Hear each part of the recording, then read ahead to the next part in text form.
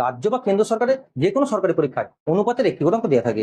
এই যে অঙ্কগুলির দ্রুত সমাধান তোমরা কিভাবে নির্ণয় করবে তা আজ আলোচনা করবো। আজ তোমাদের এমন একটা ট্রিক শেখাবো যে ট্রিক্সের মাধ্যমে তোমরা অঙ্কটিকে মাত্র কয়েক সেকেন্ডের মধ্যে এর সমাধান করতে পারবে। দেখো অঙ্কটা কি আছে, 15:19 অনুপাতের উভয় পদের সঙ্গে কত বিয়োগ করলে অনুপাতটি 3:4 হবে। দেখো অনুপাতটা আগে কত ছিল তোমার 15:19, এখন অনুপাতটা কত দিয়ে আছে না 3:4।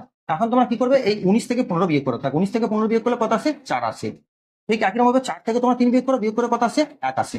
এখন তোমরা কি করবে, এই যে অনুপাতের পার্থক্যটা পেলে এই অনুপাতের প্রত্যেকটা পদ দিয়ে তোমরা গুণ করে নাও। তাহলে 3 কে 4 দিয়ে গুণ করে নাও এবং 4কেও 4 দিয়ে গুণ করে নাও। দেখো 3×4 12 এবং 4×4 16। লক্ষ্য করে দেখো তাহলে 15 থেকে কত বিয়োগ করতে হবে, দেখো 15 থেকে যদি 12 বিয়োগ করো তাহলে কত আসছে না এটাও 3 আসছে। ঠিক অনুরূপভাবে যদি 19 থেকে তোমরা যদি 16 বিয়োগ করো, দেখো এটাও কি আসছে, এটাও তোমার 3 আসছে। তাহলে উভয় পদ থেকে কত বিয়োগ করতে হবে না 3 বিয়োগ করতে হবে, যেটা তোমার হচ্ছে অপশন বি এর মধ্যে। তাহলে এই অঙ্কটা তোমরা যদি বুঝতে পারো তাহলে এই অঙ্কের উত্তর কত হবে তোমার উত্তর কমেন্ট বক্সে জানাও। ভিডিওটি ভালো লাগলে লাইক করো এবং এই জাতীয় নিত্য নতুন ভিডিও টিপস পেতে অবশ্যই চ্যানেলটিকে সাবস্ক্রাইব করো।